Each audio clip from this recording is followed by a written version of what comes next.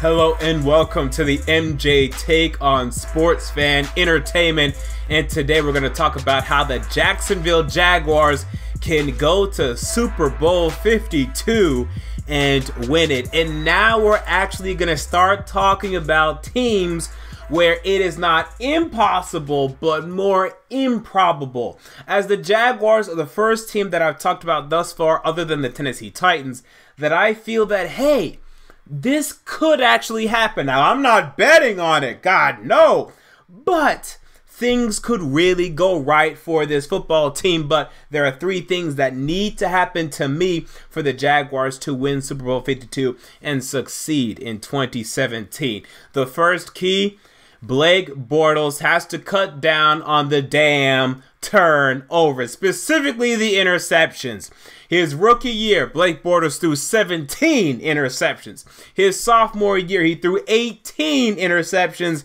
And his junior year, his third year, he threw 16 interceptions. Each year, way too many, and he just has to cut down on that damn number. I don't think Blake Bortles has to be great for the Jaguars to win the Super Bowl, but he at least has to be decent. And if these interception numbers continue to be as high as they have been for the past couple of years, that's probably not going to happen. And then moreover, just from the offensive perspective things of holding on to the football, think about how this is going to help the Jacksonville Jaguars defense. Because last year the Jaguars were 6th in terms of least amount of yards allowed. Their defense is actually really good at stopping the opposing team from moving the football. Well, then what the hell is the problem? Why do they allow 25 points per game? Why were they 25th in points allowed per game?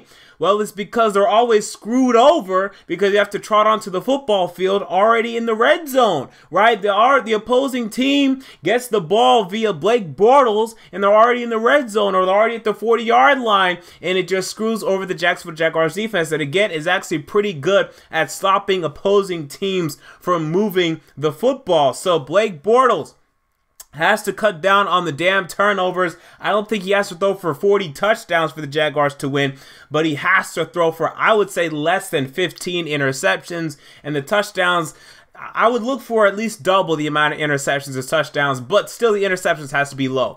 Because look at 2016 when Blake Bortles did have 35 touchdowns to 17 interceptions. Yes, that's more than double, but it still screwed the team over at times, and the Jaguars couldn't win. They only went 5-11 that year. So you still need to have the interceptions low to maximize your team's potential when it comes to your offensive output. That's key number one.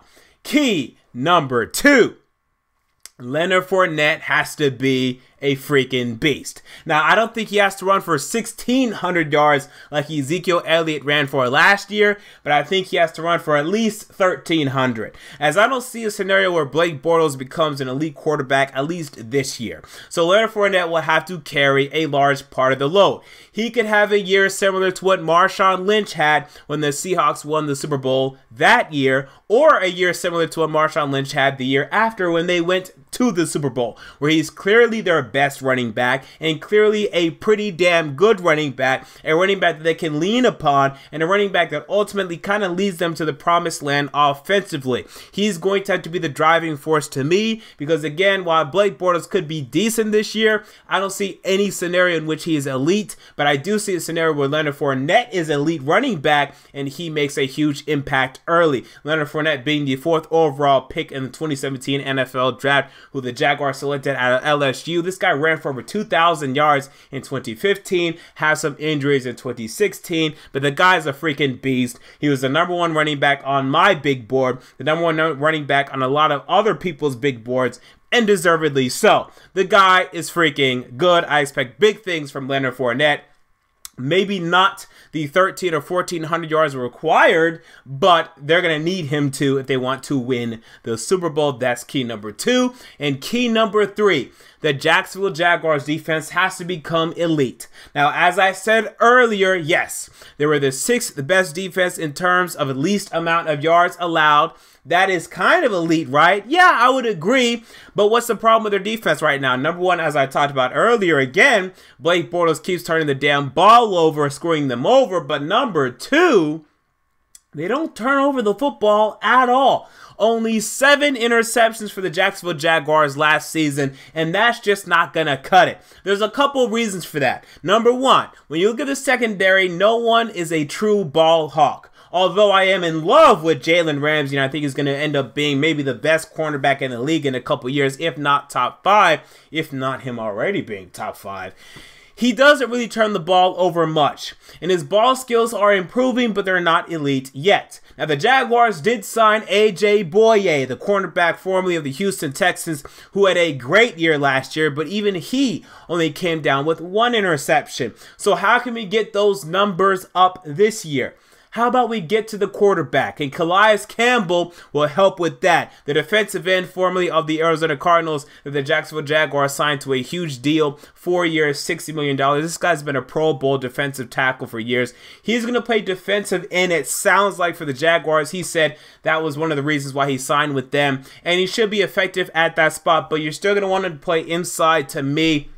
Either way, he's going to make an impact, and even he had 2 forced fumbles last year, so you get to bump up the turnovers on that aspect of things as well. I need to see more interceptions. I need to see more forced fumbles. 13 turnovers was all the Jaguars had defensively last year, while Blake Bortles and the offense had plenty more turnovers. The Jaguars just lost their turnover battle last year. It was really bad. They had to improve that differential, and in order to win the Super Bowl, they're going to have to really improve it to where it's one of the better ones in the league if you really want to win. So Blake Bortles, key number 1, hold on to the damn football. Key number 2, Leonard Fournette being an elite running back his rookie year. And key number 3, the Jaguars becoming an elite defense by starting to turn the ball over. Now, as I said to begin this video, I could actually see all of these happening. I could see the Tom Coughlin effect maybe taking over this team, adding some sort of enigma to this team,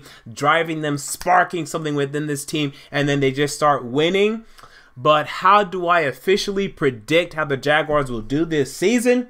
You're going to have to stick around and subscribe to that, as I will make my Jacksonville Jaguars season preview in July. So there you go. Those are my thoughts on the Jacksonville Jaguars and how they can win Super Bowl 52. What were your thoughts on this video? Comment down below. I'd like to know. If you enjoyed the video, make sure to like, comment, and most importantly, to subscribe.